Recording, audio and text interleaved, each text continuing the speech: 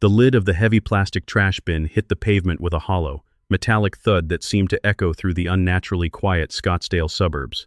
It was a Tuesday evening, the kind of dry, desert night where the air feels like it's holding its breath, waiting for the heat to finally break. I stood there in my own driveway, my hand still resting on the rim of the bin, staring down at a glint of silver sticking out from between two bulging black garbage bags. It looked out of place, too bright, too polished, to be discarded. I reached in and pulled it free, my fingers brushing against cold metal and jagged glass. My heart didn't just drop, it felt like it had been hollowed out with a rusted spoon. It was a photo frame.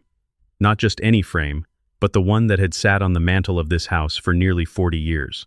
Behind the spiderweb of cracks in the glass, Sarah was laughing. It was our wedding day and Mtngin Chintrum Tarmwi born, the sun hitting her veil just right, and I was in my dress uniform, looking like a man who had finally won the lottery of life. I stood there for a long time, the weight of that silver frame pulling at my arm, feeling the jagged edge of the broken glass bite into my palm. I didn't even notice I was bleeding until a drop of red hit the white lace of Sarah's dress in the photo. This wasn't an accident. This frame hadn't fallen. It had been buried. And as I looked deeper into the bin, I saw more of them. The photo of Ethan's first steps. The picture of me receiving my captain's bars at Station By. 32 years of a life, 32 years of service, and 40 years of memories were being treated like coffee grounds and eggshells. I didn't know it yet, but that broken frame was the first ember of a fire that was about to consume everything my son and his new wife thought they owned. I carried the stack of broken memories inside, my boots heavy on the hardwood floors I had installed myself back when Ethan was still in diapers. The house didn't smell like home anymore. It smelled like expensive lavender candles and some kind of industrial chick cleaning spray that Lahi insisted on using. When I walked into the living room, the transformation hit me all over again. The warm, lived-in space Sarah and I had built was gone. In its place was a sea of sterile grays and cold whites. The bookshelf I'd built from salvaged firehouse oak had been replaced by a spindly gold thing that looked like it would collapse if you put a real book on it. Even the coffee table, where Ethan used to do his homework while I told him stories about the department, had been swapped for a slab of glass that felt as cold as the woman who had picked it out. I walked toward my bedroom, the only room in this 4-bedroom house that still felt like it belonged to Otis Shaw. As I passed the kitchen, I saw them. Lahi was perched on a bar stool, scrolling through her phone, her designer leggings probably costing more than I used to make in a week of overtime. Ethan was at the table, his head down, staring at a laptop screen. He looked smaller than he used to. Thinner. Like the life was being slowly sucked out of him by the very woman he'd married to start over. "Otis, you're dripping on the floor," Lahi said without even looking up. Her voice had this sharp, nasal quality that always reminded me of a siren, something meant to warn you of an impending disaster. I looked down. A few drops of blood from my hand had hit the gray tile. "I found these in the trash, Lahi." I held up the broken frame of Sarah. She finally looked up, her eyes flicking to the frame with a look of bored annoyance. "The other task." "Oh, that?" The glass was cracked. "Otis, it was a safety hazard. Besides, those old silver frames really don't go with the new aesthetic. I told you we were transitioning to a more minimalist vibe. You really need to learn to let go of the clutter." "This isn't clutter," I said, my voice coming out low and dangerous, the way it used to when I was directing a crew into a burning building. "This is my wife. This is my life." Ethan finally looked up then. He winced, looking between me and Lahi, but he didn't stand up. He didn't say a word. He just sat there, a shadow of the man I thought I'd raised. "Dad, come on," he muttered, his voice devoid of any real conviction. "Lahi's just trying to make the place look nice. We can get you some digital frames or something. It's more modern." "Modern," I repeated. The word tasted like ash in my mouth. I turned and walked to my room, closing the door behind me. I didn't lock it. I never used to feel the need to lock doors in my own home. But as I sat on the edge of my bed, looking at the blood on my hand and the cracked face of the woman I'd loved for 4 decades, I realized something terrifying. This wasn't my home anymore. I was a guest. No, I was less than a guest. I was a tenant they were trying to evict through 1,000 tiny cuts. 5 years ago, when Ethan's first wife, Maria, died in that horrific pileup on the Imui Bar, my son had been a shell of a human being. I'd watched him spiral, watched him lose his job, watched him lose his will to even get out of bed. This house had been paid off for a decade. It was my biggest asset, my pride and joy. I'd seen a way to save him. I'd signed over the deed to him, thinking that the security of a home would give him the foundation he needed to rebuild. I'd only kept one thing for myself: a lifetime residence right. A life estate, the lawyer had called it. It meant the house was his, but I had the legal right to live in it until the day they carried me out in a pine box. I thought I was being a hero. I thought I was being a father. But as I heard Lahi's sharp laugh from the kitchen, followed by the sound of her complaining about the old man smell lingering in the hallway, I realized I'd made a catastrophic tactical error. I'd walked into a structure fire without checking the roof, and now the beams were starting to groan over my head. The next morning, I woke up at Hong a.m., a habit 30 years at the department wouldn't let me break. I moved through the kitchen like a ghost, trying to be quiet, but Lahi was already there, cornering the coffee maker like she was guarding a treasure. She was wearing a silk robe and holding a green smoothie that looked like pond scum. "We're having a meeting today, Otis," she said, her back to me. "A meeting? In my kitchen?" She turned around, her eyes cold. "It's Ethan's kitchen, legally. And we've been looking at the utility bills, your long showers and the way you leave the TV on in your room. It's becoming a bit of a financial burden. We were thinking that maybe you could start contributing a bit more from your pension. Or, better yet, we found this lovely active adult community in Mesa. It's much closer to the golf courses." I felt a surge of heat in my chest that had nothing to do with the Arizona sun. "I don't play golf, Lahi, and I already pay for all the groceries and the property taxes." That was the deal. "Deals evolve," she said, stepping closer. She smelled like expensive perfume and condescension. "You're 64 years old, Otis. Don't you think it's time you lived somewhere where people, I understand you? Someone who can keep an eye on you? You're starting to get a bit forgetful. Leaving frames in the trash, for instance." She was gaslighting me. Right there, over the smell of brewing Arabica, she was trying to convince me I was losing my mind so she could clear out the clutter and finally have the house to herself. She wanted the 4 bedrooms. She wanted the Scottsdale zip code. She just didn't want the man who had paid for every single brick of it. "I'm not going to Mesa," I said, my voice steady.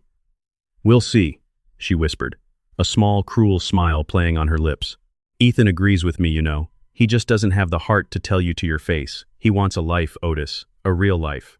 One that doesn't involve stepping over his father's work boots every time he wants to go to the garage." She swept out of the room, leaving me standing there in the silence. I looked at the coffee maker, the one I'd bought. I looked at the refrigerator, the one I'd stocked. I felt like a stranger in my own skin. Later that day, I needed to get out. The walls were closing in, and every time I saw a piece of gray furniture, I felt like I was being buried alive. I drove down to Shea Boulevard and pulled into the Safeway parking lot, mostly just to sit in the air conditioning and think. As I was walking toward the entrance, I heard a familiar voice. "Captain Shaw? Is that you?" I turned and saw Marcus Robertson. Marcus had been one of my best engineers back at Station By. He was a good man, sharp as a tack, and he'd left the department a few years back to get into property law and appraisal. He looked good, prosperous, relaxed. "Marcus," I said, forcing a smile. "Good to see you, son." He walked over and shook my hand, but his smile faltered as he looked at me. Marcus was an observer. You had to be in our line of work. You had to notice the way smoke curled or the way a floor felt spongy before it gave way. "You look tired, Cap," Marcus said, leaning against his SUV. "And that's a hell of a cut on your hand. What's going on? Retirement not treating you right?" I almost lied. I almost gave him the living the dream speech that every retiree gives. But something about the way he called me Cap broke through the wall. I told him. I told him about the deed, about Maria's death, about Lahi, and about the wedding photo in the trash. I told him about the active adult community in Mesa, and the way my own son wouldn't look me in the eye. Marcus listened, his jaw tightening with every word. When I finished, he didn't offer platitudes. He didn't tell me it would be okay. He looked at the grocery store entrance for a long beat, then looked back at me. "Cap, you were the smartest officer I ever served under. You never ran into a building until you knew where the exits were," Marcus said quietly. "Why did you sign that deed without a back-out clause?" "I trusted my son," I said, the words feeling like a confession. "Trust is for the firehouse, Cap. Law is for the world," Marcus said. He reached into his pocket and pulled out a business card. "I'm an appraiser now, but I work with some of the best property litigators in the state. Arizona is a gift state, Otis, but gifts aren't always absolute. There's something called the revocation of gift statute. It's rarely used, and it's hard to prove, but it exists for a reason. What reason? I asked. Marcus looked me dead in the eye. Gross ingratitude. If the recipient of a gift, especially something as significant as a primary residence, treats the donor with documented cruelty or gross ingratitude, the court can actually void the deed and return the property to Duin, the original owner. I felt a chill go down my spine despite the 100-degree heat. You're saying I could take the house back? I'm saying you have a fight on your hands, Marcus said. But if what you're telling me is true, if she's throwing away your deceased wife's things, if she's trying to force you into a home against your will, and if Ethan is complicit, well, a judge might find that grossly ungrateful enough to hit the reset button. He patted my shoulder. Think about it, Cap. Don't let the fire get to the attic before you call for backup.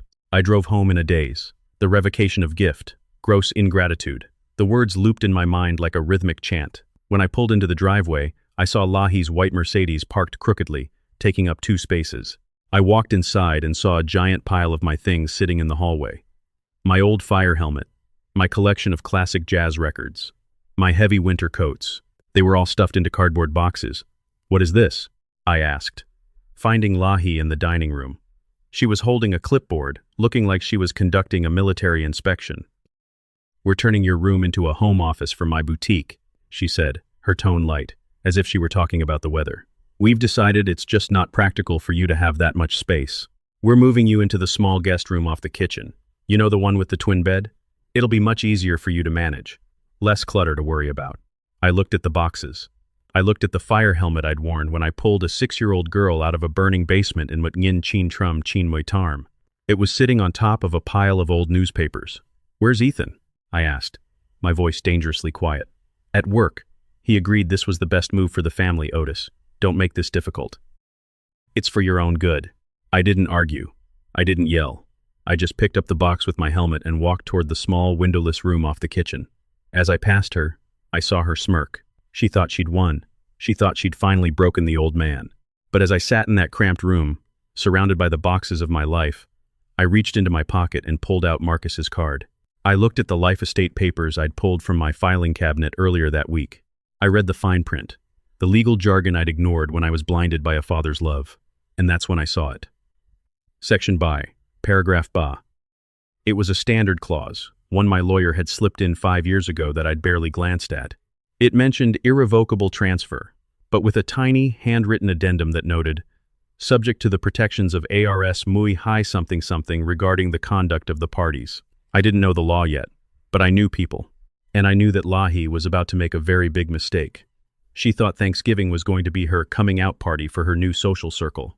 She'd been talking about it for weeks, inviting her high society friends over to show off the renovated house. She wanted to play the perfect hostess in the perfect home. What she didn't know was that I was going to give her exactly what she wanted. I was going to give her an audience. I picked up my phone and dialed the number on Marcus's card. Marcus? It's Otis. I need that lawyer's name. And I need a favor. I need you to come to Thanksgiving dinner. Thanksgiving? Marcus asked, sounding surprised. Cap, you sure you want to do this during the holidays? I'm sure, I said, looking at the cracked photo of Sarah on the small nightstand. I've spent 30 years putting out fires, Marcus. It's time I started one. What happened next changed everything. I spent the next 3 weeks being the perfect victim. I let Lahi move my things. I let her belittle me in front of the neighbors. I let her think she had completely and utterly won. I was documenting everything, every insult, every discarded memory. Every time she told me I was pathetic or useless. But the real kicker came the night before Thanksgiving. I was in the kitchen, getting a glass of water, when I heard Lahi on the phone in the living room. She was talking to her friend Lula, the woman she was trying so hard to impress. Oh, it'll be fine. Lahi laughed, her voice carrying through the house. We'll just tuck the old man away in the guest room for the night. Honestly, Lula, I don't know how much longer we can do this. He's like a ghost haunting his own house. It's embarrassing. Once the holidays are over, Ethan is finally going to sign the papers to have him evaluated. We'll have this place to ourselves by New Year's, I promise. How's it feel to be the man everyone hates? I'm sure Otis knows the answer to that soon enough. I stood there in the dark, the cold water in my hand shaking slightly. Not from fear, from a cold, calculating rage I hadn't felt in a lifetime. She wanted to know how it felt to be hated. She was about to find out exactly how it felt to be homeless. The morning of the day before Thanksgiving arrived, with a deceptive stillness. I woke up in that cramped guest room, a room that used to be where we kept the vacuum cleaner and extra linens, and listened to the house. In a fire, you learn to listen to the structure. You listen for the groan of a joist, the hiss of a gas line, the crackle of wood being consumed from the inside out. This house was groaning, too, but not from fire. It was groaning under the weight of a lie I had helped build. I lay there staring at the ceiling, thinking about Lahi's words from the night before. Evaluated. It was a clean word, wasn't it? Very clinical. It sounded like something you do to a used car or a piece of equipment. But in the world of family betrayal, it meant something much darker. It meant they were looking for a way to strip me of my agency, to declare me unfit, and to nullify my life estate by claiming I was a danger to myself or others. They didn't just want the house. They wanted to erase the man who held the deed to their conscience. I got out of bed, my knees popping a souvenir from 32 years of hauling heavy hoses up flights of stairs, and began my morning ritual. I didn't head for the kitchen. Not yet. I had work to do. I opened my laptop, the screen's blue light cutting through the dim room. I had been doing some evaluating of my own. You see, Lahi wasn't as clever as she thought she was. She spent so much time curating her lifestyle on social media that she forgot the digital trail she was leaving behind. For the last week, while they thought I was napping or being forgetful, I had been tracing the finances of her boutique. The inventory, thousands of dollars in high-end linen and home decor, all stored in the climate-controlled garage I had built for my Mutngin Chintrum Saumi Bar Mustang. The sales, frequent, but the money wasn't going back into a business account. It was going into a personal offshore wallet. The debt. I'd found the notices tucked under the floor mat of Ethan's car. Credit cards maxed out. Personal loans taken out in Ethan's name. They weren't just uncomfortable with me being here. They were drowning. They needed the equity in this house to bail out Lahi's delusions of grandeur. I was the only thing standing between them and a total financial collapse. And I was starting to realize that my son wasn't just a bystander. He was a sinking man clinging to a lead weight, and he was willing to push his own father underwater to keep his nose above the surface for one more minute. I heard the hallway floorboard creak. Lahi was up. I closed the laptop and waited. A few moments later, there was a perfunctory knock on my door before it swung open. She didn't wait for an answer. She never did. "Otis, we need to clear the rest of these boxes out of the hallway today," she said, her voice already pitched at that level of high-frequency irritation. "My parents and my friends are coming tomorrow, and I won't have the foyer looking like a Goodwill drop-off center. If you can't move them, I'll just have the junk removal service take them." "Those boxes contain Sarah's journals, Lahi," I said, my voice steady, "and my service awards." She sighed, a long, theatrical sound that suggested I was being intentionally difficult. "Otis, we've talked about this. Nostalgia is just a way of avoiding the present. You're living in a museum. It's not healthy. In fact," she paused, tilting her head with a look of feigned concern that made my skin crawl. "I was talking to a specialist yesterday. Someone who helps families deal with cognitive transitions. They mentioned that hoarding old items and reacting with low-level aggression when asked to clean is a major red flag." There it was. The evaluation was already in motion. She was building a case, piece by piece, box by box. "Is that right?" I asked. "And what did Ethan say about this specialist?" "Ethan just wants peace, Otis," she said, her eyes hardening. "And so do I. We've given you 5 years of our lives. We've sacrificed our privacy, our space, our ability to grow as a couple. Don't you think it's a little selfish to keep holding on so tightly?" I looked at her, really looked at her. She was young, polished, and utterly devoid of the kind of substance that comes from actually surviving something. She saw life as a series of obstacles to be managed or removed. I was an obstacle. "I'll move the boxes," I said. She smiled, that thin, victorious sliver of a smile. "Good. I'm glad we're finally on the same page. Now, about tomorrow, I've ordered the catering. We're doing a Mediterranean spread. Very light, very cheek. So please, don't go into the kitchen and start making that heavy cornbread stuffing. The smell lingers for days." "Of course," I replied. "Wouldn't want to ruin the aesthetic." She nodded, satisfied, and vanished back into the hallway. I waited until I heard the shower running before I moved. I grabbed my keys and my phone. I didn't need to move the boxes. I needed to see a man about a fire. 20 minutes later, I was sitting in a nondescript office building in North Scottsdale. The gold lettering on the door read, "Hunt, Associates, Real Estate and Probate Law. Richard Hunt was a man who looked like he'd been carved out of old mahogany. He was a contemporary of mine, a guy who'd seen the city grow from a desert town into this sprawling concrete jungle. He was also the man Marcus had recommended. He didn't waste time with small talk. He looked at the deed I'd brought, then he looked at the voice memos I'd recorded on my phone recordings of Lahi's suggestions that I was losing my mind. Gross ingratitude is a high bar. Otis, Richard said, leaning back in his leather chair. In Arizona, the courts generally view a gift as a gift. You give someone a house, they can be as mean as they want, and usually, the law just says, tough luck. But he tapped a pen against a thick legal volume on his desk. There is a specific intersection of law where the life estate and the revocation of gift meet. If the recipient's behavior is so egregious that it fundamentally violates the moral obligation of the gift, or if they are actively conspiring to deprive you of your legal right to the life estate through fraud or intimidation, then we have a leverage point. She's trying to commit me, Richard, I said. She's calling specialists. She's telling people I'm a safety hazard so she can move me out and take the whole property. Richard's eyebrows shot up. Now that is interesting. Because if she attempts to declare you incompetent to circumvent your life estate, she's not just being ungrateful. She's committing a form of elder abuse and property fraud. And your son? What's his role? He's the oxygen, Richard, I said, a bitter taste in my mouth. He's not the flame, but he's providing everything she needs to keep burning. He stays quiet. He signs the papers she puts in front of him. He's my son, and he's watching me be erased. Richard nodded slowly. Here's what we're going to do. I'm going to draft a formal notice of intent to revoke. We won't file it yet. We need more than just her words. We need a public demonstration. You said she's having a big party tomorrow? Witnesses? Everyone she wants to impress will be there, I said. Her parents, who think she's a visionary businesswoman. Her friends, who think I'm a charity case she's graciously hosting. Perfect, Richard said, a predatory glint in his eye. In the eyes of the law, gross ingratitude is often proven by the public humiliation of the donor. If she crosses that line in front of an audience, and we have those witnesses on record, the court won't just look at the deed, they'll look at the betrayal. But Otis, you have to be careful. You can't bait her.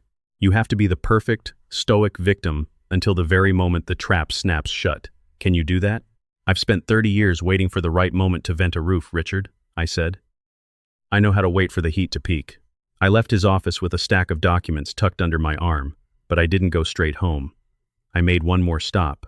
I went to the storage unit I'd quietly rented 3 days ago. I started moving the boxes Lahi wanted cleared. I moved Sarah's journals. I moved the photos. I moved the fire helmet. But I didn't move everything. I left one box in the hallway. A box I knew Lahi wouldn't be able to resist opening. It was labeled, Private Financial Records, Do Not Touch. Inside weren't my records.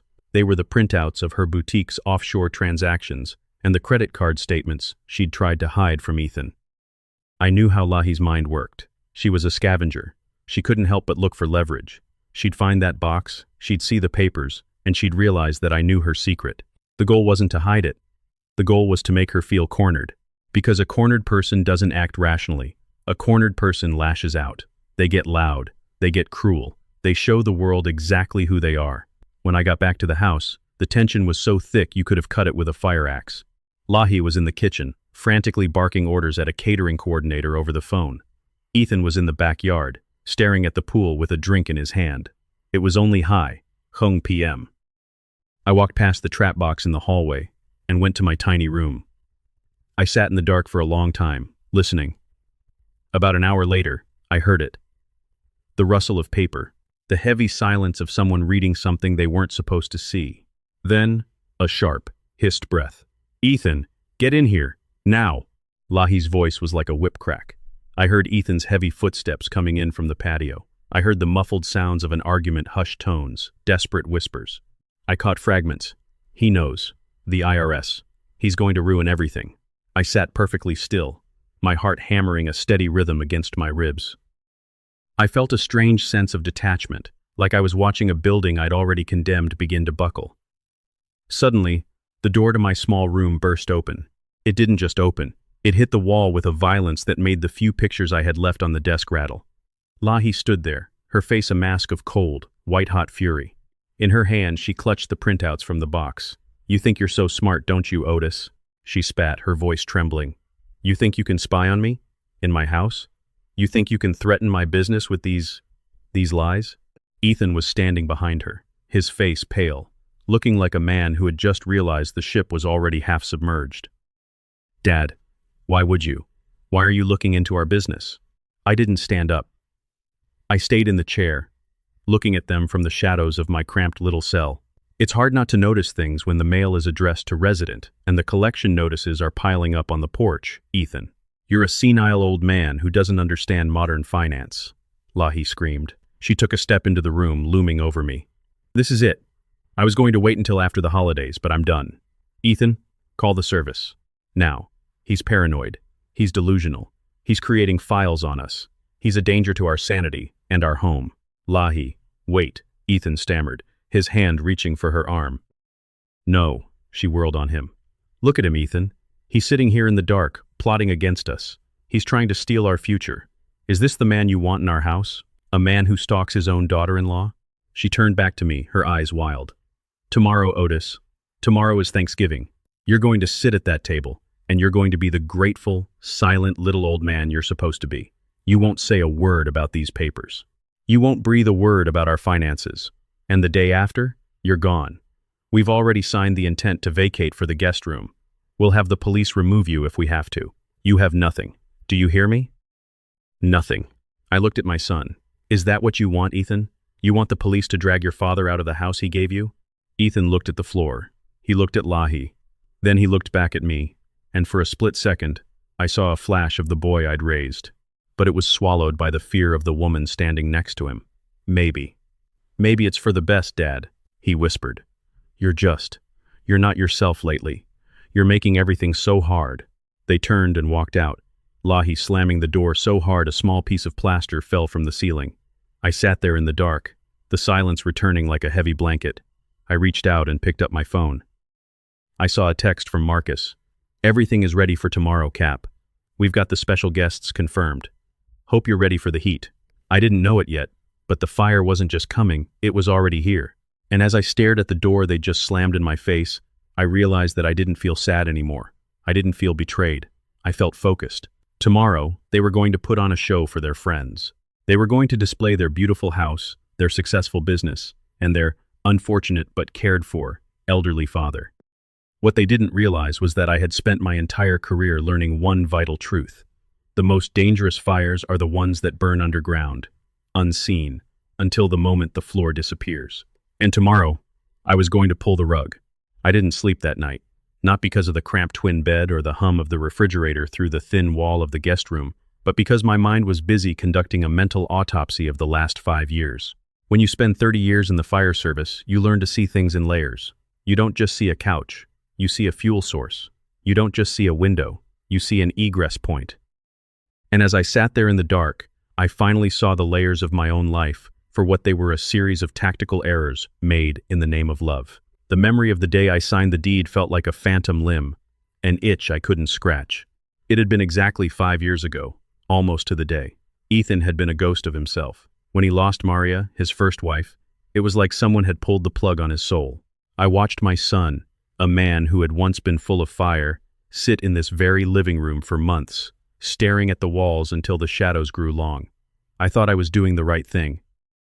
I remember sitting at the lawyer's office, the mahogany desk gleaming under the fluorescent lights, telling myself that giving him the house was the only way to anchor him to the world. I told myself that a house was more than 4 walls. It was a promise. I didn't realize then that a promise is only as strong as the person holding the other end of the string. The first year had been fine. It was just the two of us, 2 widowers navigating a quiet, masculine existence. We kept the house exactly the way Sarah had left it. The kitchen smelled like the Sunday roasts she used to make, and the living room was filled with the heavy, comfortable furniture we'd picked out together in the 90s. Then Lahi arrived. She blew into our lives like a Santa Ana, wind-hot, dry, and capable of turning a spark into a conflagration before you even realize you're in danger. She was one of Ethan's clients at the dealership, a marketing consultant, with a smile that never quite reached her eyes. Within 6 months, they were engaged. Within 8, she was moving in. I remember the day she brought her first box through the door. It wasn't full of clothes or books. It was full of design magazines. Otis, honey, She'd said that first week, her voice dripping with that manufactured sweetness that I now knew was her primary weapon. This house has such good bones, but it feels a bit heavy, don't you think? Like a funeral parlor. Ethan needs light. He needs to move forward. I should have seen the exit signs then. I should have realized that moving forward was her code for erasing the past. It started with the curtains Sarah's hand-sewn lace replaced by slate-gray blackout panels. Then it was the furniture. Piece by piece, the history of my life was moved to the garage, then to the curb, then to the dump. I'd come home from a shift at the station to find another room modernized. Ethan would just stand there with that hollow look in his eyes, nodding along as she explained how the new, open concept was going to revolutionize their mental health. He was so desperate for a reason to smile that he let her take the sun, the moon, and the stars, as long as she kept holding his hand. The tension didn't happen overnight. It was a slow-motion collapse. It was the way she'd look at my boots by the door, the way she'd accidentally forget to set a place for me at dinner when her networking friends came over, the way she started calling my stories about the fire department repetitive or taxing. By year 3, I was no longer the man who had given them the house. I was the resident ghost who paid for the privilege of being ignored. But the real shift happened when Lahi decided she was a businesswoman. She launched Lahi's Luke's Living, an online boutique selling overpriced Turkish towels and sage bundles meant to clear negative energy. The irony wasn't lost on me. She was bringing more negative energy into that house than a broken sewer line. As the boutique grew, at least on Instagram, her patience for me shrank. She needed more space for inventory. She needed a content studio. She needed me to be smaller. I heard the house begin to stir as the sun started to peek over the McDowell Mountains. It was Thanksgiving morning, the day of the grand reveal. Lahi had been planning this for months, a high-stakes dinner to impress her new circle of Scottsdale influencers and some potential investors she'd been courting. She'd spent thousands on rentals, floral arrangements, and a bespoke catering menu. I got out of bed and dressed in my best flannel shirt and a pair of clean jeans. I looked at myself in the small mirror above the guest room dresser. I looked like a man who was ready for retirement, but my eyes, they still looked like a captain's. They still looked like they were scanning for the seat of the fire. I walked into the kitchen, and the chaos hit me instantly. The Mediterranean spread was being delivered. Crates of artisanal olives, towers of flatbread, and enough hummus to fill a swimming pool were being hauled in by 2 young men who looked like they'd rather be anywhere else. Lahi was in the center of the storm, wearing a pristine white silk jumpsuit that probably cost more than my first car. She was pointing a finger at a vase of lilies like it had offended her ancestors. "Not there. By the foyer. People need to see them the second they walk in," she shrieked. Then she saw me. Her face didn't soften. It hardened into a mask of professional tolerance. "Otis, you're up. Please tell me you aren't going to wear that tonight." "It's a clean shirt, Lahi," I said, pouring myself a cup of the expensive bitter coffee she'd insisted on buying. "It's a costume, Otis. You look like you're about to go chop wood," she snapped, turning back to her lilies. "I've laid out a nice cashmere sweater on the chair in the hall. Put it on. And for heaven's sake, try to stay in the living room once the guests arrive. We've hired servers, so you don't need to help. Just be a presence. A quiet one." I looked at the bespoke catering and then at the empty oven. "No turkey then?" "Turkey is so predictable," she said, waving her hand dismissively. "We're doing a braised lamb shoulder with pomegranate reduction. It's sophisticated. It's what our guests expect." I didn't tell her that Brad and Jennifer, her sophisticated guests, had told me just last week how much they were looking forward to my cornbread stuffing. I didn't tell her anything. I just sipped my bitter coffee and watched the stage being set. Ethan walked in then, looking like he'd slept in a blender. He wouldn't look at me. He walked straight to the sink and splashed water on his face. He was the one who had to deal with the specialists Lahi had been calling. He was the one who was supposed to be the executioner of my dignity. "Big day, son," I said. He grunted, grabbing a towel. "Yeah, big day. The house looks different," I noted, looking at the white on white decor. "It looks like a success, Otis," Lahi chirped from the foyer. "It looks like the kind of place people want to invest in." I looked at Ethan. "You okay, Ethan? You look a little peaked." "I'm fine, Dad," he snapped, his voice tight. Let's just get through today, okay? Can we just have one day without the tension?" "I'm not the one causing the tension, Ethan," I said quietly. He finally looked at me, and for a second, I saw the guilt eating him alive. It was a physical thing, a weight in his shoulders. He knew what Lahi was planning for the day after Thanksgiving. He knew about the evaluation. He knew about the intent to vacate. And he was letting it happen because he was too afraid of the coldness that would follow if he stood up to her. "I have to go help with the outdoor seating," he said, turning away before the conversation could get real. The morning turned into afternoon. The florist arrived. The lighting technician arrived. The house was being prepared like a movie set. I stayed in my small room, checking my phone. I had a text from Marcus. "We're 5 minutes away. We've got the package you asked for. You ready, Cap?" I typed back a single word. "Always." At Bourne, home PM, the doorbell rang. The first of the witnesses had arrived. I walked out of my room, ignoring the cashmere sweater Lahi had left for me. I stayed in my flannel. I stayed in my truth. Lahi was at the door, her voice hitting that high, performative pitch. "Lula, Jennifer, Brad. Oh my God, you guys look incredible. Come in, come in. Welcome to our sanctuary." I stood at the end of the hallway, watching as the sanctuary was filled with people who didn't know they were walking into a disaster zone. There was Lula, Lahi's business mentor, a woman whose Botox made her look like she was perpetually surprised. There was Brad and Jennifer, a young couple who actually seemed halfway decent, but were clearly under Lahi's thumb. And then, there was Marcus. Marcus walked in wearing a sharp navy blazer, looking every bit the successful property appraiser he was. Beside him was a woman in a charcoal suit, Elena, the legal assistant Richard Hunt had sent to ensure every word spoken tonight was noted. Lahi froze for a split second when she saw Marcus. She didn't recognize him at first, but she recognized the energy. "Oh, and you are?"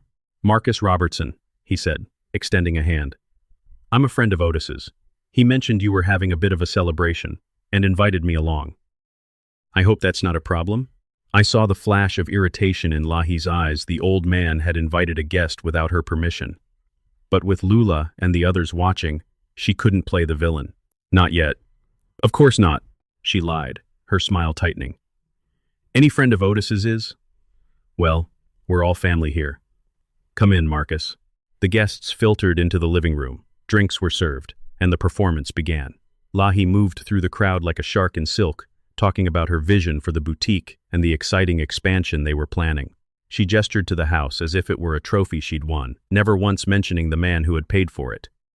I stayed on the periphery, a ghost in flannel, watching my son drink his third scotch in an hour. The pressure was building. I could feel the heat rising in the room, that invisible energy that precedes a flashover. "So, Otis," Lula said, turning to me with a patronizing tilt of her head. "Lahi tells us you're transitioning soon? Finding a place that's a bit more manageable for your needs." The room went quiet. It was the opening salvo. Lahi didn't look at me. She was busy adjusting a platter of appetizers, but I could see her ears pricked, waiting for me to play the role of the compliant, fading father. I looked at Marcus. I looked at the legal assistant. Then I looked at Lula. "Is that what she told you, Lula?" I asked, my voice carrying across the silent room. "That I'm looking for something more manageable?" "Well, yes," Lula stammered, sensing the shift in the air. "She said you were having some trouble with the stairs and the clutter." I smiled, and it wasn't a nice smile. It was the smile of a man who had just found the seat of the fire. "I don't have trouble with the stairs, Lula," I said, "but I am having quite a bit of trouble with the trash." I saw Lahi's hand stop moving on the platter. She turned slowly, her face beginning to flush a deep, angry red. "Otis," she said, her voice a low warning. "Now isn't the time." "I think it's the perfect time, Lahi," I said. "After all, you wanted to show everyone the real us tonight, didn't you? You wanted to show them the success of this house." I walked to the center of the room, every eye on me. I felt the weight of 40 years of history, 30 years of service, and 5 years of silence pushing me forward. I didn't know it yet, I said, looking directly at my son. "But today isn't just about giving thanks. It's about giving back exactly what was given to me." Lahi took a step toward me, her minimalist mask finally beginning to crack. "Ethan, do something. He's having one of his episodes." But Ethan didn't move. He just stared at his scotch, his face pale as a sheet. I looked at the crowd. "Before we eat that braised lamb, I think we should talk about the frame I found in the trash this morning. And maybe we should talk about who actually owns the chair you're sitting on." The cliffhanger hung in the air like smoke. The guests looked at each other, the bespoke catering suddenly feeling very cold. Lahi was about to erupt, and I was standing right in the path of the lava, ready to see who was going to get burned. "What happened next?" I whispered, the room leaning in, changed the definition of home for everyone in this room. Lahi's face didn't just turn red. It went a shade of mottled purple that clashed violently with her pristine white silk jumpsuit. For a long, agonizing second, the only sound in the room was the hum of the high-end wine fridge and the distant, muffled sound of a neighbor's leaf blower. The air was charged with the kind of static that precedes a lightning strike. "Otis, please," Lahi said, her voice trembling with a forced, brittle sweetness that was clearly at its breaking point. She laughed a sharp, jagged sound that didn't fool anyone. "You see what we're dealing with, everyone? This is what I was telling you about. The confusion, the obsession with things that don't matter. It's so heartbreaking to see a mind like his, wandering." She reached out to grab my arm, her fingers digging in with a strength that was anything but comforting. "Why don't we go back to your room, honey? I'll have the server bring you some of that lamb. You need to rest. All this excitement is clearly too much for you." I didn't budge. I've stood my ground against backdrafts that would have knocked a house off its foundation. A 5'4" woman in a designer jumpsuit wasn't going to move me. I gently but firmly pried her hand off my arm and took another step into the center of the rug. The rug I had paid $3,000 for 10 years ago, even if she'd had it professionally bleached to fit her aesthetic. "I'm not confused, Lahi," I said, my voice echoing in the vaulted ceiling of the living room. I turned to look at Lula, whose surprised expression was now frozen in a look of genuine horror. "And I'm not wandering. I know exactly where I am. I'm in the house I bought 40 years ago. The house I gave to my son, because I thought he needed a home, not a cash cow." I looked at Brad and Jennifer. "You two are looking for a house, aren't you?" "Lahi told me you were interested in the neighborhood." Brad cleared his throat, shifting his weight. "Well, yeah, Otis. We were talking about it." "Well, you should know how things work here," I said. "In this house, when you want to make a modern change, you don't just paint the walls. You throw away the history. You take 40 years of a woman's life journals, photos, memories, and you put them in the garbage bin because they don't go with the furniture." That's the minimalist vibe Lahi was talking about. Minimal respect, minimal heart. "Ethan," Lahi shrieked, her voice finally breaking. "Are you going to let him talk to our guests like this?" "Do something." Ethan stood up, his chair scraping against the tile like a scream. He looked at his wife. Then he looked at me. He looked like a man who was being torn in two by wild horses. "Dad, please, just stop. You're embarrassing us. You're embarrassing yourself." "Is that what this is, Ethan? Embarrassment?" I asked. "I'm embarrassed too, son. I'm embarrassed that I raised a man who stays silent while his wife tries to have his father committed so she can pay off her credit card debts with the equity in his home." The room went dead silent. The investors Lahi had been courting a pair of well-dressed men in the corner I hadn't recognized, suddenly looked very interested in the floor. "That's a lie," Lahi screamed, her composure finally shattering like the glass in Sarah's photo frame. She turned to the guests, her hands shaking. "He's making things up. He found some old papers and he doesn't understand them. My boutique is thriving. We're expanding." "Thriving?" I asked, pulling a folded piece of paper from my pocket. It wasn't the legal notice. It was a printout I'd taken from the box she'd opened the night before. "Is that why you have 3 months of unpaid utility bills? Is that why there's a lien being threatened on Ethan's car? Is that why you've been funneling boutique money into a private account while Ethan's salary goes entirely to keeping this house afloat?" I tossed the paper onto the glass coffee table. It landed with a soft thud that felt like a gavel. "I didn't know the depth of the hole she dug for you, Ethan," I said, my voice softening just a fraction, "until I started looking for the things she threw away. I found the notices. I found the truth. She's not trying to save you, son. She's trying to sell the only thing you have left the house I gave you to save herself." Lahi lunged for the paper, but Marcus was faster. He stepped forward, his blazer cutting a sharp silhouette in the minimalist room. He picked up the paper and glanced at it, then looked at the two investors in the corner. "As a licensed property appraiser and an officer of the court," Marcus said, his voice deep and authoritative, "I'd suggest any potential investors take a very close look at the encumbrances on this property before signing anything. This house isn't as clear as the marketing materials suggest." Lula stood up, her face a mask of indignation. "Lahi, what is this? You told me the boutique was debt-free. You told me Otis was." "Well, you told me he wasn't capable of managing his own affairs." Lahi whirled on her, her eyes wild and wet with tears of rage. "He isn't. He's obsessed. He's stalking me. Ethan, tell them. Tell them how he follows me around. Tell them how he's been documenting us like a creep." Ethan looked at Lahi, Then he looked at the paper in Marcus's hand. Then he looked at me. He didn't speak. He just sat back down, his head in his hands. That was his answer. Silence. The same silence he'd used as a shield for 5 years. What happened next was the moment I realized that being a nice guy was the most dangerous thing I'd ever done, I told the room. Though I was really only speaking to the ghosts of the family we used to be. Lahi realized she was losing the room. She realized the show was falling apart. So, she did the only thing a cornered predator knows how to do. She went for the throat. She walked up to me, so close I could see the sweat beading on her upper lip despite the air conditioning. You think you're so brave, Otis? You think you're the hero? You're a pathetic, lonely old man who lost his wife and his career, and now you're trying to ruin your son's life because you can't stand to see him happy with someone who isn't you. She looked at the guests, her voice dripping with venom. Do you know why he's really doing this? Because he's jealous. He's jealous of our youth. He's jealous of our success. He's a burden, a heavy, stinking burden that we've carried out of the kindness of our hearts. And you want to talk about gross ingratitude? How about the ingratitude of a father who tries to bankrupt his own son on Thanksgiving? She turned back to me, her face inches from mine. I'm calling the police, Otis. I'm telling them you're a threat. I'm telling them you've been harassing me. And then I'm calling the clinic. You'll be in a locked ward by midnight. Ethan, give me your phone. Ethan didn't move. Ethan, the phone, now. Actually, Marcus said, stepping between us. I wouldn't do that if I were you, Mrs. Shaw. And why the hell not? She spat. Because the woman standing next to me, Marcus said, gesturing to Elena, isn't just my guest. She's a legal representative from Hunt Associates, and she's been recording this entire modern conversation for the last 20 minutes. Elena held up a small, professional digital recorder. She didn't smile.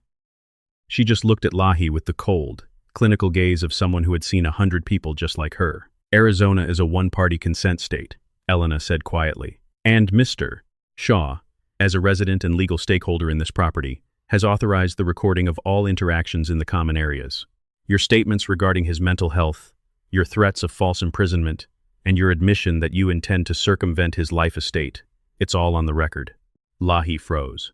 The silence that followed was even heavier than the one before.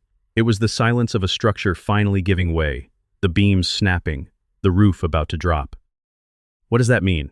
Ethan whispered, finally looking up. I looked at my son, and for the first time in 5 years, I didn't feel pity. I felt the cold, hard weight of a captain's duty. It means, Ethan, I said, that the fire is out of control, and I'm the only one with the hydrant. I turned to the guests. I apologize for the interruption to your dinner. But as I mentioned, I'm the owner of the chairs you're sitting on, and I think it's time I asked you to stand up. You can't kick them out, Lahi screamed, though her voice sounded small now, hollow. This is our dinner, our house. Is it? I asked. I reached into my other pocket and pulled out the document Richard Hunt had drafted. The formal notice of intent to revoke gift. Lahi, Ethan, you've spent 5 years trying to make me disappear.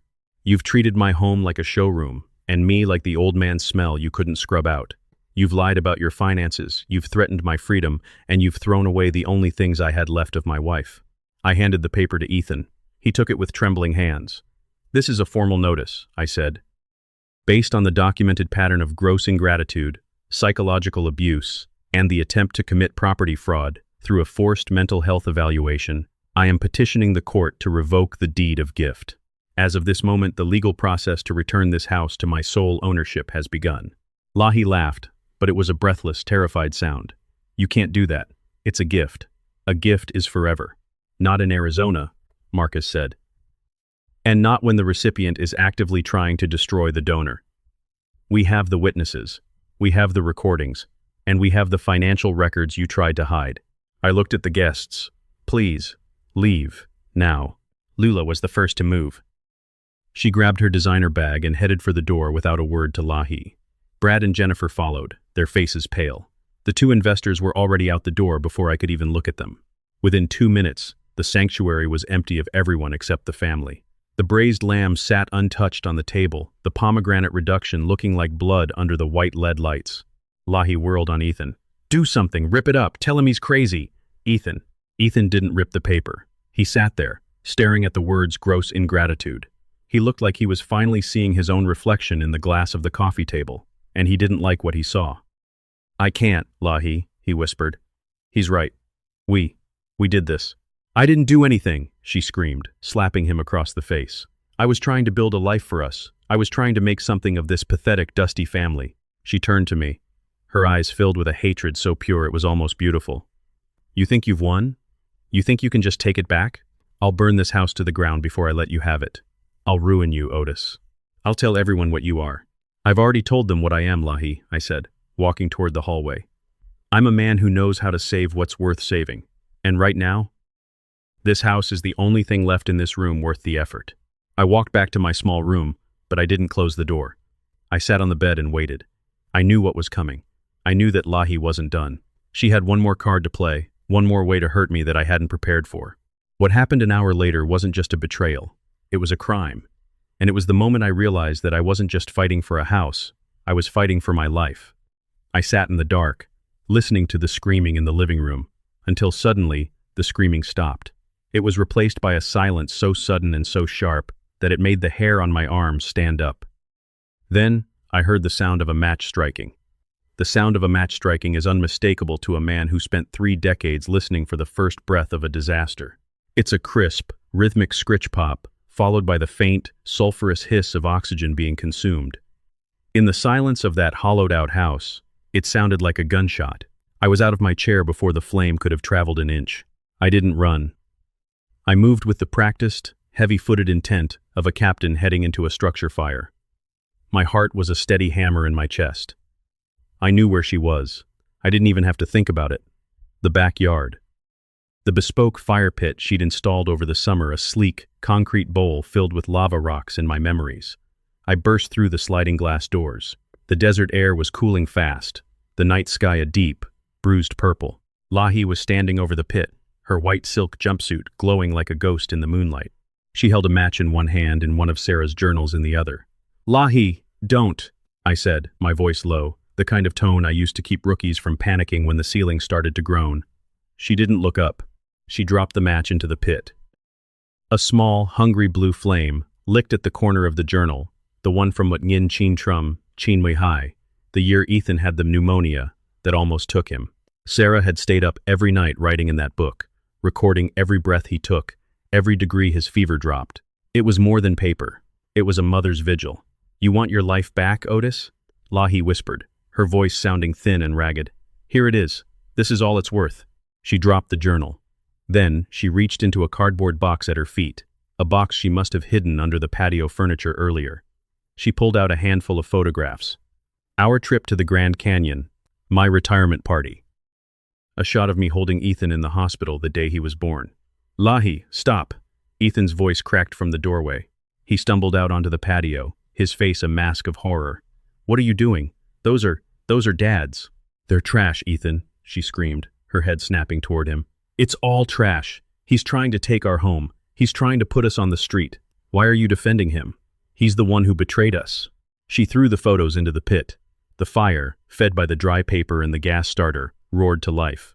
A bright orange glow illuminated the backyard, casting long, dancing shadows against the white walls of the house. I didn't think. I didn't weigh the legal consequences.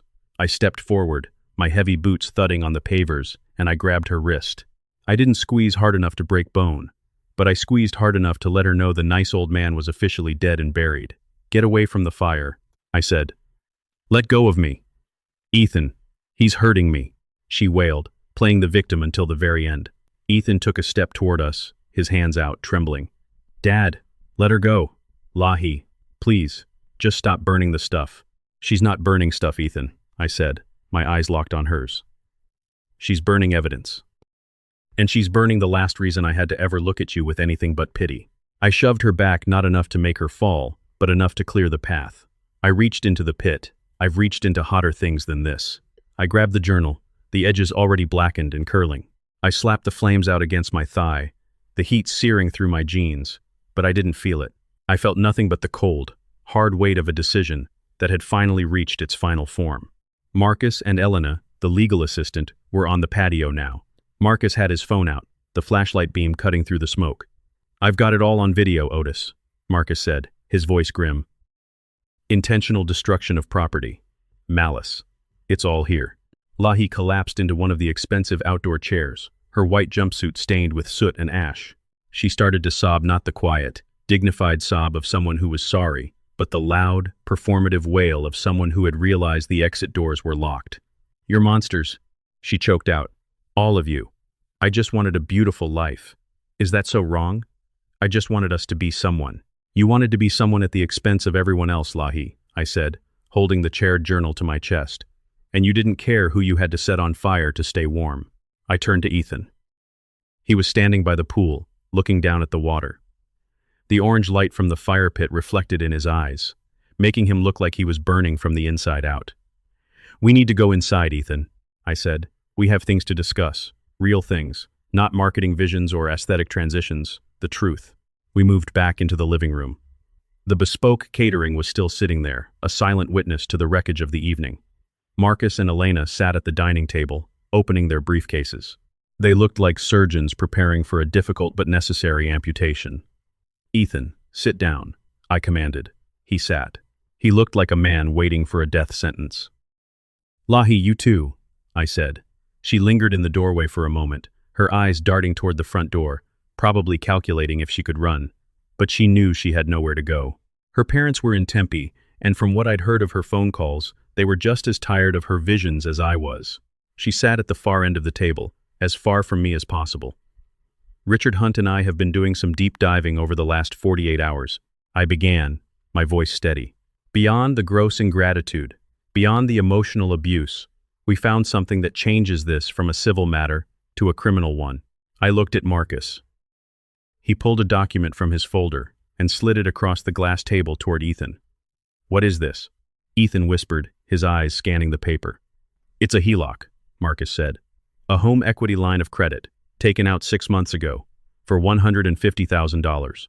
Ethan's brow furrowed. I don't understand. We talked about a loan, but I told Lahi we couldn't afford the payments. I never signed anything." "You didn't," Marcus said, his voice dropping an octave. "But someone did." The room went so quiet I could hear the ticking of the clock in the foyer, a clock Sarah and I had bought on our honeymoon. Ethan looked at the signature on the bottom of the document. Then he looked at Lahi. Her face had gone from mottled purple to a sickly, translucent white. "Lahi?" Ethan's voice was barely a breath. "Lahi? What did you do?" "We were going to lose the boutique, Ethan," she burst out, the words tumbling over each other. "I just needed a bridge, a small bridge to get us to the holiday season. Once the investors came in, I was going to pay it back. You wouldn't even have known." "You forged my name?" Ethan asked, his voice rising in pitch. "On a legal document? On the house my father gave us?" "I was saving us," she screamed. "No," I said, leaning forward. "You weren't saving anything. You were stealing. And you didn't just forge Ethan's name." "Look at the second signature line, Ethan." Ethan turned the page. His eyes went wide. He looked at me, then back at the paper. "Dad, this says your name. You co-signed this?" "I didn't sign a damn thing, Ethan." I said, "She forged my signature too. She needed a co-signer because your credit was already in the gutter from her marketing expenses. She used my life estate as collateral without me ever knowing." I looked at Lahi. "That's bank fraud. That's identity theft. That's a felony, Lahi. A big one." Lahi's bravado finally, truly died. She didn't scream. She didn't cry. She just stared at the table, her hands flat on the glass, looking like she'd finally realized the fire she'd started had jumped the line and was now roaring toward her. "I didn't know it yet," I said, the words heavy with the memory of that moment. But seeing my son realize the woman he'd traded his father for was a criminal, that was the hardest part of the night. It wasn't the house. It wasn't the money. It was the look of total, absolute brokenness in his eyes. Ethan stood up. He didn't look at Lahi. He didn't look at me. He walked to the window and stared out at the dark backyard. "I'm done," he said quietly. "I'm so incredibly done." "Ethan, baby, please." Lahi started, standing up. "Don't," he said, not turning around. "Don't. Baby me. You stole from my father. You stole from me. You burned my mother's things in a fire pit like they were garbage. I've been a coward, Lahi. I've been a weak, pathetic coward for 5 years because I was afraid of being alone. But being alone has to be better than being with you." He turned around, and for the first time in a long time, he looked like a Shaw. His jaw was set. His eyes were clear. "Dad," he said, looking at me, "do whatever you have to do. The house, the law, everything. I won't stand in your way. I'll testify. I'll sign whatever you need. Ethan, you can't! Lahi shrieked. We're a family! We were never a family, Lahi, Ethan said. We were just a business transaction that went bankrupt. Marcus stood up. Elena and I will take these documents back to Richard's office. We have enough for the petition to revoke, and we have enough to hand over to the county attorney's office for the fraud charges. Otis, do you want us to call the police tonight? I looked at Lahi. She looked like a trapped animal, her white jumpsuit now a symbol of everything she'd tried to be and failed. I looked at the charred journal in my lap. No, I said. Not tonight. It's Thanksgiving. I want her to have one more night in this sanctuary she built. I want her to sit in the quiet and think about what she's lost. I stood up, the pain in my knees forgotten. Lahi, you have until noon tomorrow to get your things out of this house. Not the furniture, not the rugs. Just your clothes and whatever boutique inventory you can fit in your car. After that, I'm changing the locks. And if you're still here, Marcus won't be the one calling the police. I will. Lahi didn't say anything. She just turned and walked toward the bedroom, the room that used to be mine, the room she'd stolen. Marcus and Elena left, their car tires crunching on the gravel driveway. The house was silent again. Ethan stayed by the window. I'm sorry, Dad, he whispered. I'm so sorry I let it get this far. I know you are, son, I said. But sorry doesn't put out a fire. It just sifts through the ashes. I walked to my tiny room off the kitchen and closed the door. I sat on the bed and held Sarah's journal. The smell of smoke was everywhere. It was in the walls. It was in the curtains. It was in my lungs. I thought the worst was over. I thought the collapse had happened, and now we were just in the cleanup phase. I didn't know yet that a woman like Lahi doesn't just go quietly into the night. She'd spent 5 years perfecting the art of the reversal, and she had one final, desperate move left, a move that would put me in a position I never thought I'd face. A move that would force me to choose between the house I'd spent my life building and the sun I was finally starting to get back. The next morning, the sun rose over Scottsdale like nothing had happened. But as I walked into the kitchen at Bai Hung AM, I didn't see Lahi packing. I didn't see a woman defeated. I saw Lahi sitting at the kitchen island, a glass of wine in her hand and a laptop open. She was smiling. Not the thin, fake smile, but a wide, genuine grin that made my blood run cold. Good morning, Otis, she said, her voice bright and cheery. I've been doing some thinking about that HELOC and about the deed, and about how much the public loves a good story about a retired hero with a time. Secret. What she showed me on that screen changed the game entirely. I stood there, the smell of last night's smoke still clinging to the back of my throat, looking at Lahi's triumphant face. She looked like a cat that had finally caught the bird, but didn't want to kill it just yet. She wanted to play with the feathers. What is that, Lahi? I asked, my voice sounding steadier than I felt. This? She tapped the laptop screen with a manicured nail. This is the end of the Captain Otis Shaw legacy. You see, Otis, you were so busy recording me last night that you forgot how easy it is to record someone who's lived a long, complicated life. You've got a lot of friends in the department, sure, but you've got a few enemies too. People who remember the Bourne warehouse fire on Van Buren. I felt the air leave my lungs. Every firefighter has one. A ghost fire. A call that haunts the quiet spaces between shifts.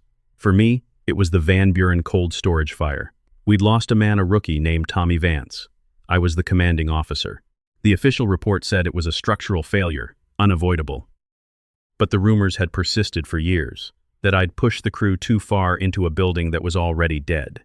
I did some digging, Otis, Lahi purred, turning the laptop around. I found a former engineer, a man named Peterson. He's been nursing a grudge for 20 years, hasn't he? He's quite the talker once you get a little wine in him. He's more than happy to go on camera and talk about how the hero of station Bayer ignored a direct order to withdraw. How he was so obsessed with a save that didn't exist that he cost a boy his life. On the screen was a grainy video file. It looked like a Zoom recording. There was Peterson, a man I hadn't thought about in a decade. A man who'd been let go for drinking on the job, looking directly into the lens. Shaw didn't listen. Peterson's voice crackled through the cheap speakers. He wanted the medal. He kept us in there 10 minutes too long. Tommy would be alive today if Otis Shaw wasn't a glory hound. He's been hiding the truth for 20 years. He's a drunk, Lahi, I hissed. And that video is a pack of lies. Is it? She asked, her eyebrows arching. To a jury? To the local news? Retired fire captain faces new allegations in death of rookie. It makes for a great headline, Otis. especially right next to your frivolous lawsuit to take back a gift from your grieving son. It makes you look unstable, obsessive, like a man trying to rewrite his failures by controlling everyone around him. She leaned back, taking a slow sip of her wine. At 7 in the morning, the wine didn't look like a celebration. It looked like fuel. "Here's the deal," she said. "You drop the petition to revoke the deed. You sign a statement saying the HELOC was your idea, that you authorize the signature. You pay off the balance with your retirement savings. And in return, this video disappears. Peterson stays in his trailer in Apache Junction, and your precious reputation stays intact. You can even stay in the guest room. I'll even buy you a new frame for your little wedding photo." I looked at the screen, at Peterson's bitter, weathered face. I thought about Tommy Vance's mother. I'd visited her every year for 20 years.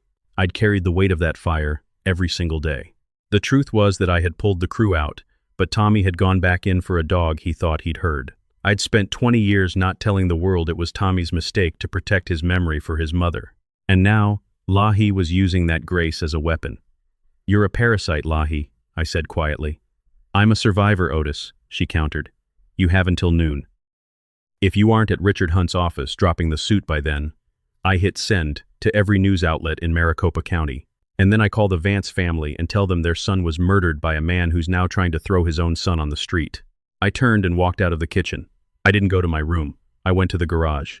Ethan was there, sitting on a stack of boxes, staring at his shoes. He looked up when the door opened, his eyes red-rimmed. "I heard, Dad." Through the door. "You heard what she's doing?" She's insane," he whispered. "But Peterson, if he tells that story, the department will strip your honorary status. The pension board could even open an inquiry if there's talk of criminal negligence. You'll lose everything you worked for." I looked at my son. "Is that what you're worried about, Ethan? My pension?" "No," he shouted, standing up. "I'm worried about you. She'll destroy you. She doesn't care about the house anymore, Dad. She's in burn-it-all-down mode. She knows she's lost the fraud case, so she's making sure you lose too." "Then she's already lost," I said. I walked over to the corner of the garage, where a heavy, dust-covered tarp sat over a pile of things Lahi hadn't managed to throw away yet. I pulled the tarp back. It was my old station locker, the one they'd let me keep when I retired. "What are you doing?" Ethan asked. I didn't answer. I pulled out my key ring and found a small, tarnished silver key. I unlocked the locker and reached into the back, behind the old uniforms and the spare boots. I pulled out a small, black, fire-resistant box. "In the fire service, we have a saying," I told Ethan, my voice sounding like it was coming from a long way off. "We don't leave our own behind, but we also don't leave the truth in a burning building." I opened the box. Inside were the real reports, not the ones filed with the city, but the personal logs from every man on that crew. And one thing more, a handheld radio recording from that night. We'd been testing a new digital recording system that month. The city had lost the files in a server crash a year later, but I'd made a copy. I'd kept it because I wanted to hear Tommy's voice one last time. I hit the play button. The audio was thick with the roar of fire and the heavy breathing of men in masks. "Captain, this is Vance. I'm going back for the dog. I hear him in the north corner." "Vance, get back here. That's an order. The roof is bowing. Vance, disregard. Exit now. I can get him, Cap. Just 2 more. Then, the sound of the collapse. A roar like a jet engine, followed by a silence that still made my heart stop 20 years later. I looked at Ethan. "I didn't keep this to save myself, Ethan. I kept it because I couldn't bear to tell his mother that her son died for a stray dog after being told to stay out. I wanted her to think he died a hero, following his captain, Dad." Ethan's voice was thick with tears. "You could have ended the rumors years ago. I could have. But sometimes the truth is a fire that hurts the wrong people." I snapped the box shut. "But Lahi, she isn't the wrong people. She's the fuel." I walked back into the house. It was Chin, Kong A.M. 3 hours until her deadline. Lahi was in the living room, packing her expensive vases into bubble wrap. She didn't look like someone who was leaving. She looked like someone who was preparing for a siege. "Decided yet, Otis?" she asked without looking up. "The clock is ticking. I've already got the email drafted to the Republic. 1 click. That's all it takes." "I'm not going to the lawyer's office, Lahi," I said. She stopped packing and looked at me, a cruel smile spreading across her face. "Then you're choosing to die on this hill? Fine. I hope you enjoy being the most hated man in Arizona." It'll make the active adult community really welcome you with open arms. I'm not dying on any hill, I said. I pulled out my phone and hit a speed dial. Marcus, I need you to bring Elena back and tell Richard Hunt to meet us here. Now. We're not waiting for the petition. We're filing for a temporary restraining order and an immediate eviction based on criminal extortion. Lahi laughed, a high, sharp sound. Extortion? I'm just a whistleblower, Otis. I'm bringing the truth to light. You're bringing a lie to light, Lahi, I said, holding up the black box. And I have the recording of the actual fire. I have the audio of the order I gave to Tommy Vance. And I have the testimony of every other man on that crew who's still alive, men who will testify that Peterson was passed out in the truck when the fire started. That's why he was fired. Lahi. Not because he was a witness, but because he was a liability. Lahi's smile didn't disappear, but it wavered. You're bluffing. If you had that, you would have used it years ago. I'm a man of my word, Lahi. I promised Tommy's mother I'd keep his name clean. But you? You don't get to use my silence as a weapon. I walked to the kitchen and sat at the island, right where she'd been sitting. I opened my own laptop. While we wait for the lawyers, let's talk about your other secret. The one about the boutique inventory. What about it? She snapped. I spent the morning doing some math, I said. You've been buying high-end linens from a wholesaler in China for $5 a unit and selling them for $80 as hand-woven artisanal goods. That's consumer fraud. But the real problem is the Saj bundles. You claimed they were sustainably harvested from indigenous lands, but according to the shipping manifests I found in your email, you've been buying them from a commercial farm that uses heavy pesticides. People have been burning those in their nurseries, Lahi. You've been selling toxic chemicals as spiritual healing. Lahi's face went from white to a dull, sickly gray. You can't prove that. I don't have to, I said. The FDA and the FTC will do it for me. I've already sent the manifest to their tip lines, along with the photos of the warehouse in our garage, the one that doesn't have a business permit. I leaned forward, mirroring her posture from earlier. Here's my deal, Lahi. You have 30 minutes. Not noon. 30 minutes. You take your clothes and your phone. You leave the keys on this counter. You sign a full confession regarding the HELOC forgery and a waiver of any claim to the improvements on this house. In return, I don't give the news the story about the boutique of poison. And I don't give the police the recording of you attempting to extort me. You're ruining me, she whispered. No, I said, the coldness in my heart finally feeling like a shield. You ruined yourself.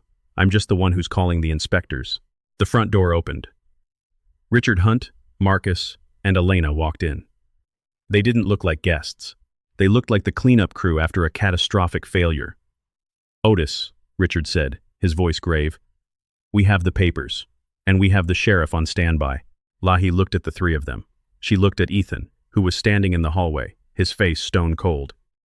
She looked at the laptop, where her vision was being dismantled piece by piece. She didn't scream. She didn't fight. She realized that she was no longer in control of the narrative. The hero wasn't the one she'd been fighting. She'd been fighting the man who knew how to let a fire burn itself out until there was nothing left to save. Fine, she hissed, grabbing a pen from the counter. She signed the papers with a jagged, violent hand. Take your house, Otis. Take your Greffries and your dead wife and your pathetic son. I hope you all rot in this gray mausoleum. She grabbed her purse and walked toward the door. As she passed Ethan, she didn't even look at him. She walked out of the house, her white silk jumpsuit fluttering in the desert breeze. We heard her car roar to life, the tires screeching as she fled the sanctuary she'd tried to turn into a prison. The house fell silent. Richard Hunt looked at me. It's over, Otis. The house is legally yours again. We'll finalize the deed transfer this afternoon. End quote. Thank you, Richard, I said. Marcus walked over and put a hand on my shoulder. You okay, Cap? I looked around the living room. The white furniture, the sterile walls, the smell of Lahi's expensive candles. I thought about the boxes in the garage. I thought about Sarah. I'm not okay, Marcus, I said, my voice cracking for the first time. But the fire is out. I turned to Ethan. He was still standing in the hallway, looking at the empty space where Lahi had been. He looked lost. He looked like a man who had woken up in the middle of a disaster and realized he was the one who had left the stove on. What now, Dad? He asked. Now, I said, walking toward the garage. We move the furniture back in, and then we talk. But as I reached for the garage door handle, I realized something. Lahi was gone, but the damage she'd done wasn't just to the walls. Ethan was staring at the legal papers on the table, and I saw a look in his eyes that I didn't recognize. It wasn't guilt. It wasn't sadness. It was something darker. He picked up the pen Lahi had dropped. "Dad," he said, his voice sounding strange, "there's one more thing you didn't see on that HELOC. Something Lahi didn't tell you. Something that I should have told you months ago." I froze. I hadn't hit rock bottom yet. I was still falling. "What is it, Ethan?" He turned the page of the document. "The money didn't all go to the boutique, Dad. Some of it went to pay off a gambling debt." My debt. The room tilted. My son, the man I'd given everything to save, wasn't just a victim. He was the reason the fire had started in the first place. What happened next was the true collapse. And it was the moment I realized that revenge isn't just about the enemy outside your door. It's about the betrayal sitting at your own table. The silence that followed Ethan's confession didn't feel like peace. It felt like the moments after a structural collapse, when the dust is so thick you can't tell if you're still breathing. I looked at my son, the boy I'd carried through the grief of losing his mother, the man I'd tried to shield from the world's sharp edges by giving him the very ground I stood on. He wasn't a victim of Lahi's manipulation, not entirely. He was a partner in the bankruptcy of our family's soul. "A gambling debt, Ethan?" I asked. My voice didn't sound like mine. It sounded like a recording of a man I used to know. "While I was sitting in that guest room, eating the groceries I paid for, you were betting the equity of this house on a point spread?" Ethan didn't look up. He was staring at the signature on the HELOC document, his tears hitting the paper and blurring the ink of the name he'd let his wife forge. "It started small, Dad, after Maria died. I just needed to feel something. The adrenaline, the rush. It was the only thing that cut through the gray, and then Lahi found out. She didn't get mad. She told me she could fix it. She said, if we used the house to start her boutique, the profits would cover my losses, and we'd be even by the end of the year." "Even," I repeated. The word felt like a slap. "You don't get even with a fire, Ethan. You just get burnt." I looked at the total on the document. $150,000. That was a hole in my life that no pension could fill. That was the money I'd earmarked for the day my knees finally gave out for good, for the day I might actually need the kind of care Lahi was trying to force me into. My son hadn't just stood by while I was disrespected. He'd handed her the matches and told her where the dry wood was kept. I didn't know it yet. I whispered, the weight of the betrayal settling into my marrow, but I was standing in the ruins of the only thing I had left to lose, my faith in my own blood.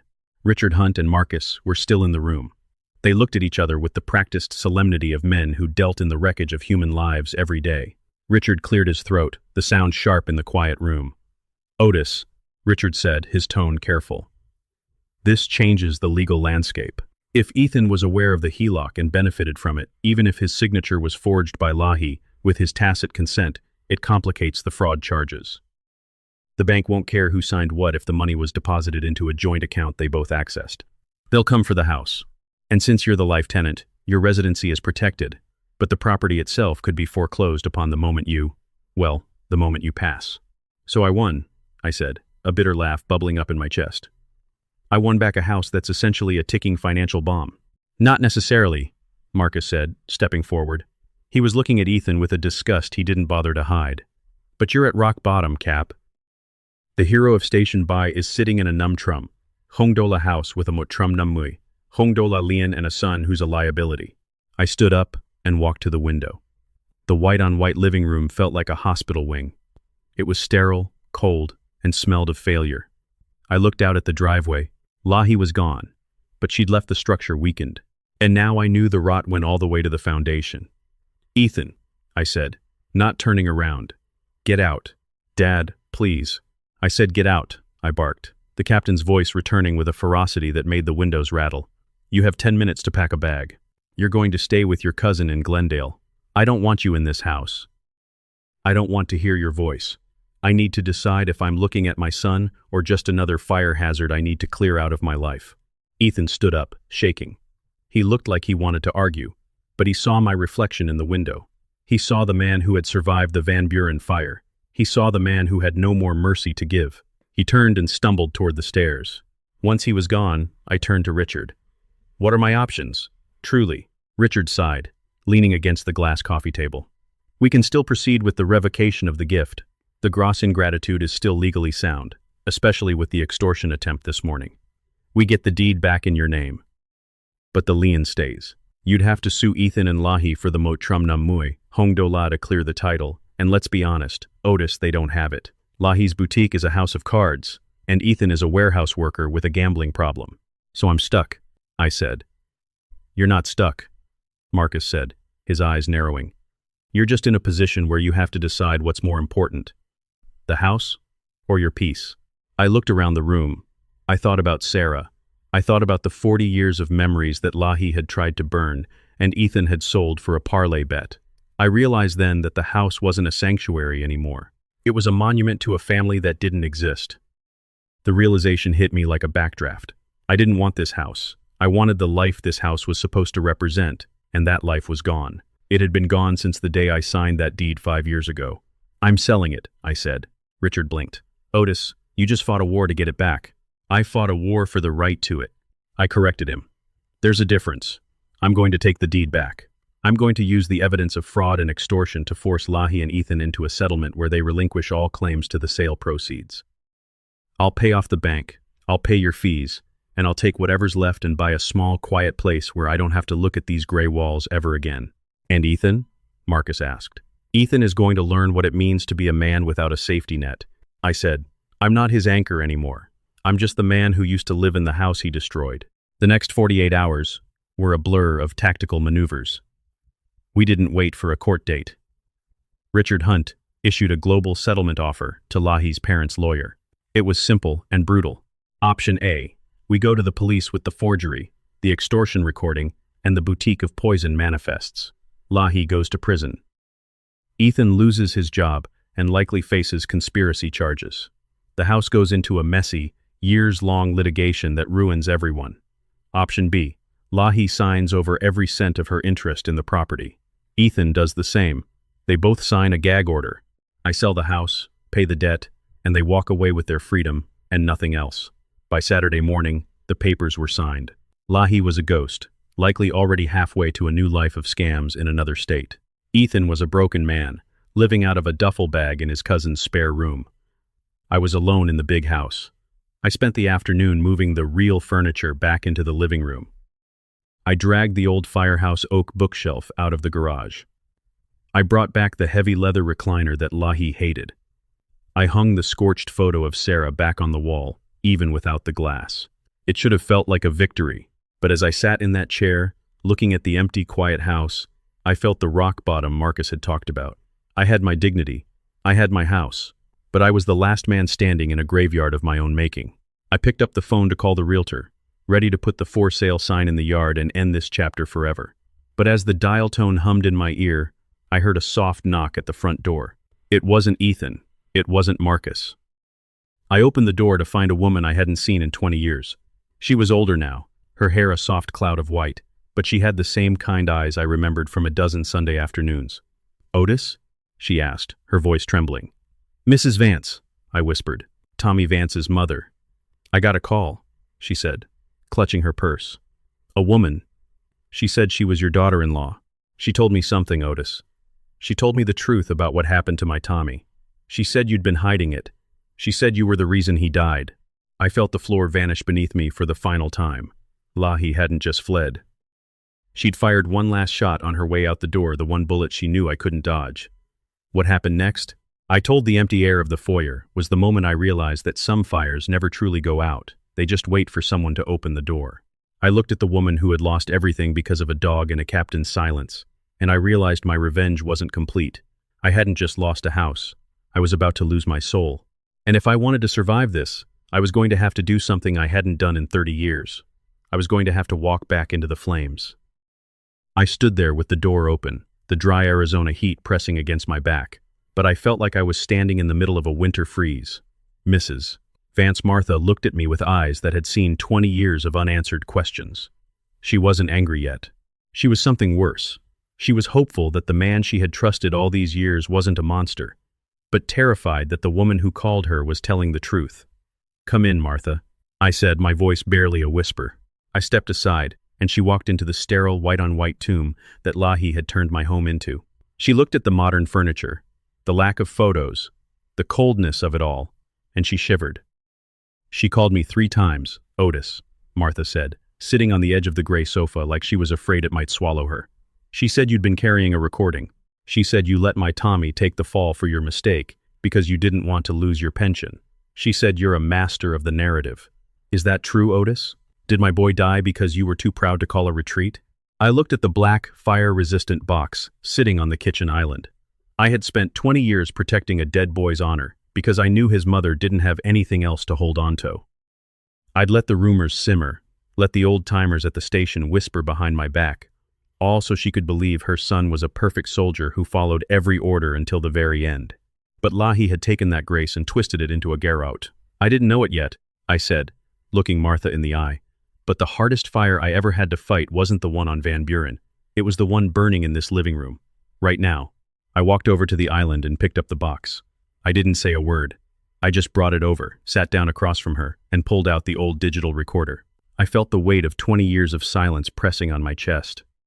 If I played this, I would be free of the lie, but Martha would lose the version of her son she'd used as a shield against her grief. Lahi didn't tell you the truth, Martha, I said. She told you a version of it designed to hurt me. She doesn't care about Tommy. She doesn't care about you. She just wanted to make sure I had nothing left when she walked out that door. Then tell me, Martha pleaded. Tell me what's on that tape. I hit play. The room filled with the chaotic symphony of a 5-alarm fire, the roar of the inferno, the rhythmic thump-thump of the pumps. And then, my own voice, younger and filled with an urgency I could still feel in my bones. All units, withdraw. The roof is compromised. Vance, get out of there now. Then came Tommy's voice. It was clear, high-pitched, and frantic. Captain, I hear a dog. I can see him in the north corner. I'm going for him. Negative, Vance. Disregard. Get to the egress point. That's a direct order. I can't leave him, Cap. I've got him. I'm almost. The sound of the collapse was a deafening, static-filled crunch that made Martha flinch. Then there was the silence. My voice came back, screaming for a RIT team, screaming for Tommy, sounding like a man whose soul had just been torn out through his throat. I stopped the recording. Martha sat perfectly still. The house was so quiet I could hear the hum of the central air. She didn't cry at first. She just looked at the recorder like it was a holy relic. He went back for a dog, she whispered. He was a good kid, Martha, I said, my own eyes welling up. He had a heart bigger than his training. I didn't tell the board, and I didn't tell you, because I didn't want his legacy to be the boy who disobeyed an order. I wanted him to be the hero you needed him to be. Martha reached out and touched my hand. Her skin was like parchment, but her grip was strong. You carried that for 20 years, Otis? You let people think it was your fault just so I could sleep at night? I'm a captain, Martha. Their lives are my responsibility, even the choices they make that I can't stop. She leaned forward and hugged me. It wasn't the dramatic, sobbing hug of a movie. It was a quiet, weary embrace between two people who had been carrying the same weight from different ends. When she pulled away, she looked at the white walls of the house and shook her head. That woman, your son's wife. She's a hollow person, Otis. To use a dead boy to try and break an old man's heart. There's a special kind of hell for people like that. She's gone, Martha, I said. And soon, this house will be too. The next few weeks moved with a strange, clinical speed. Once Martha Vance knew the truth, Lahi's final weapon turned into a dud. Martha didn't go to the news. She went to the fire chief. She told him the truth, not to get me in trouble, but to make sure the department knew exactly what kind of man I was. The inquiry Lahi had hoped for never happened. Instead, I got a quiet phone call from the chief, a man I'd mentored, apologizing for the whispers that had followed me into retirement. Selling the house was the easy part. In the hot Scottsdale market, a 4-bedroom home with modern upgrades is like gold. I didn't even hold an open house. I sold it to a young family, a real family, with kids who laughed and a dog that barked and a mother who looked at the kitchen and saw a place to make pancakes, not a content studio. I stood in the driveway on the final day, watching the moving truck pull away. I had 1 suitcase and 10 boxes of things that actually mattered. The rest of the minimalist furniture, the white rugs, the glass tables, I sold them all or left them for the new owners. I didn't want a single stick of Lahi's vision in my new life. Ethan was there too. He'd come to help me load the last of the boxes. He looked better, cleaner. He was working 40 hours a week at the warehouse and spending his nights at GA meetings. He was paying back the HELOC, dollar by painful dollar. It would take him 15 years to clear that debt, but for the first time in his life, he was actually carrying his own weight. "You're sure you don't want me to know where the new place is yet, Dad?" he asked, leaning against his car. He didn't have the fancy SUV anymore. He was driving an old Ford he'd bought for $3,000. "I'm sure, Ethan," I said. "I love you, son, but we need some time where we aren't Otis and Ethan. We need to be two men who happen to be related. You need to find out who you are when there isn't a house to hide in or a father to bail you out." He nodded, a tear tracking down his cheek. He didn't argue. He didn't beg. He just hugged me a real hug, man to man, and got in his car. I watched him drive away, and for the first time in 5 years, my chest didn't feel tight. I moved into a small, two-bedroom condo in a quiet part of Tempe. It doesn't have a pool. It doesn't have a vaulted ceiling. It has warm wooden floors, a kitchen that smells like real coffee, and a balcony where I can see the planes taking off from Sky Harbor. I spent the first night sitting in my old leather recliner, the one Sarah and I had bought when we were 30. I had the photo of us, the one I'd rescued from the trash, sitting on the side table in a brand new, sturdy oak frame. The glass wasn't cracked. The silver was polished. I looked at the phone.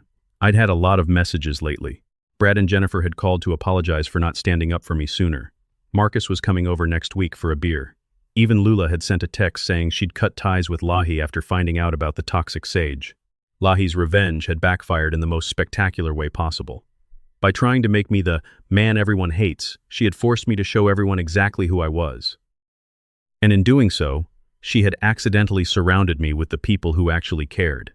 I thought back to that Thanksgiving dinner. I remembered the way she'd sneered at me, asking how it felt to be the man everyone hated. I remembered the way the room had frozen, the way her cruelty had been laid bare under the expensive LED lights.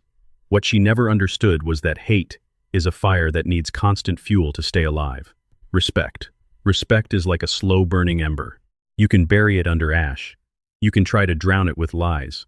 But as long as there's a little bit of oxygen, a little bit of truth, it'll stay warm forever. I stood up and walked to the balcony.